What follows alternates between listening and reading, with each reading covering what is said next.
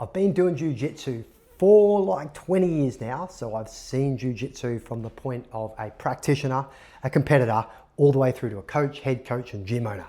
So I do have quite a bit of experience in the sport. And one of the things that I see people struggle with every time they're new at a position, at the sport, at coaching, or running the business, they overcomplicate things in their head so much that it seems like it's really overwhelming. So today I wanted to talk about, well, one thing mainly, gauntlets in jiu-jitsu, and the other thing is belts. I just want to talk about the martial arts side and the sports side of it. Kind of want to roll it all into one, so that you can kind of simplify it in your head. You might not think this is exactly how it is, and for you it might not be perfectly true.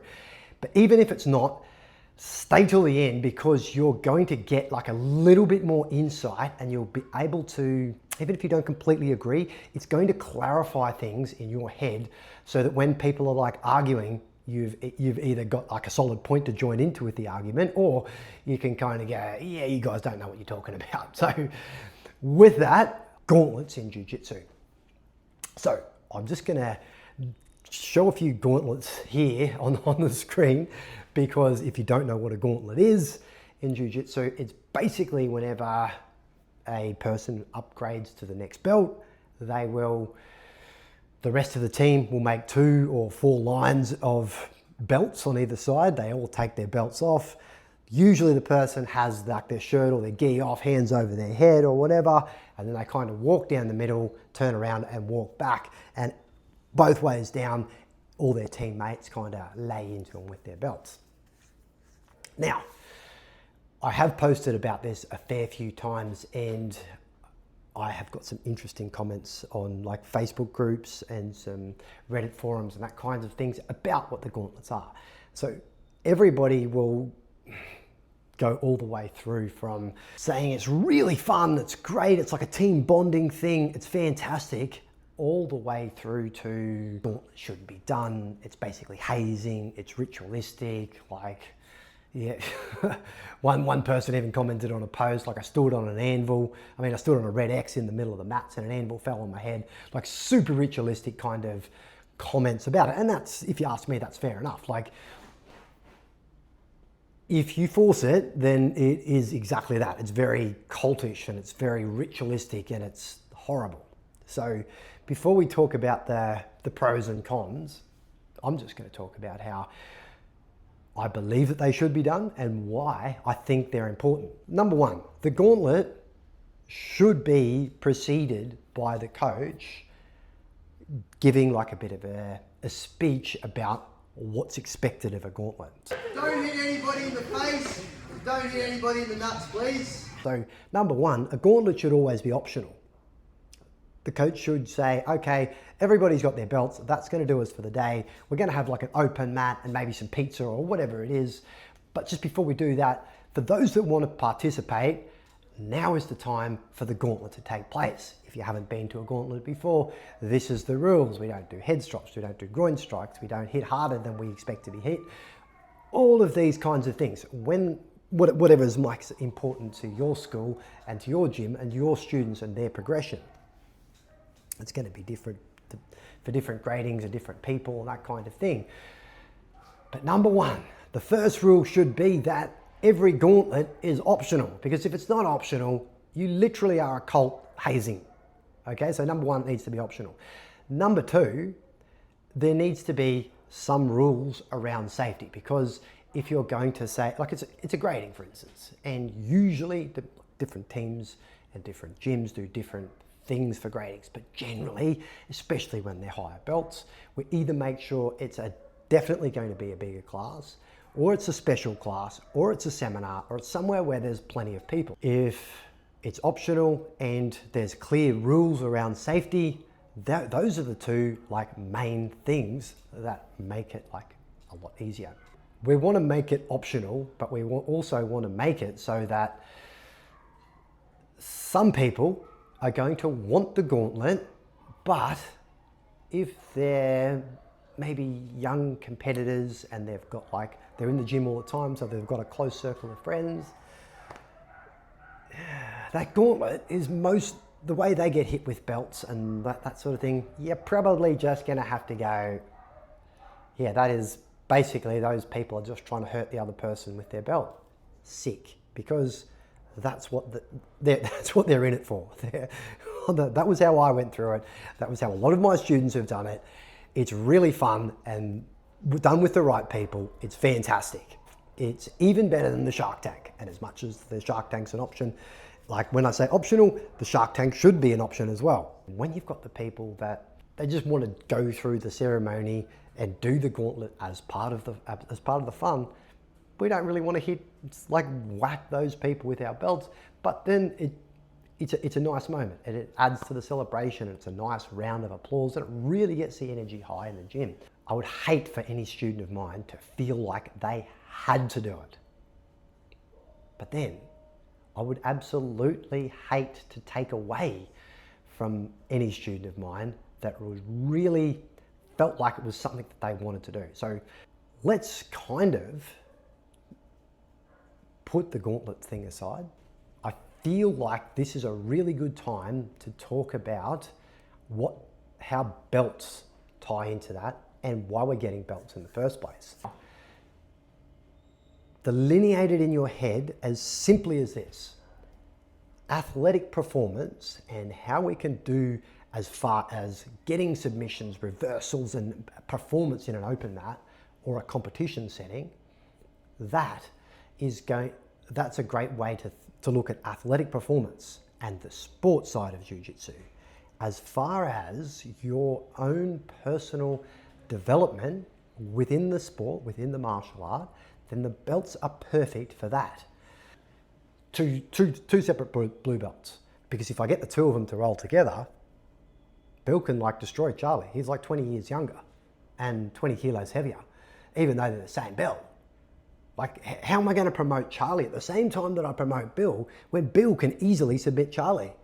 Well, not easily, but it's a bit of work, and he can usually catch him out once or twice in a 5-minute round. How does that make sense? Because like I always try to explain, that Jiu-Jitsu belts are for your professor's opinion of you and your progression within the martial art. That's as simple as that. And it's subjective on your professor, and it's subjective onto you, and it's subjective onto your goals. So there's three bunch of subjective things. And we try to put some objective measure on it. So we try to say, oh, this belt means that it's that. But 3 subjectives all getting tied in, and there's probably more subjectives, and then you're trying to say that. I know a lot of people if my professor gave me a blue belt, it really means something because he makes everybody wait extra years. What? So he makes you pay extra fees and you do a bit of extra training, and that makes your belt bluer than another blue belt, or your black belt blacker than another black? What the hell are you talking about? When it comes to competition side though, then people convolute, and the IBJJF did bring in the belts, and they've brought in the ages and the belts and that kind of thing. So it seems white belts should be competing with white belts, blue belts should be competing with blue belts, and each belt actually means the same thing. It doesn't mean the same thing. Simply, full-time competitors aren't the same as martial artists. Martial artists are on their journey. They're doing their journey for whatever reason they're doing. There's definitely things that must be learned at each level of the belt. But just because you're a purple belt doesn't mean you need to be able to beat all the blue belts. So as far as competition is concerned, just do what Grappling Industries does, and a few of the other competitions. Just have beginner from say 1 to 2 years, intermediate from say 2 to 4 years, or 2 to 5 years, and then 5 years plus, just make it advanced.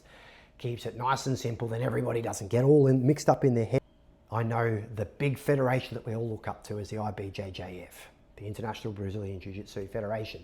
Fantastic, and they have done a fantastic job at putting some oversight into our sport, especially in the early days. So full credit to them on that. However, in this day and age, now that the word has really got out, things like belts kind of hold things back, and they mix things up in people's heads. if you don't put it really simply. So the next time somebody says to you about, hey, what about this belt or what about that belt, just go, is it a martial arts belt or is it a sports belt? Yes, there is a lot of crossover and a lot of similarities. It's not the same. They're very different things. So in sport, you've got age, you've got weight, you've got beginner, intermediate, advanced, and you've got physical, muscle tone, fat, like all of those kind of things weigh in, as well as the technical ability. Boom, perfect.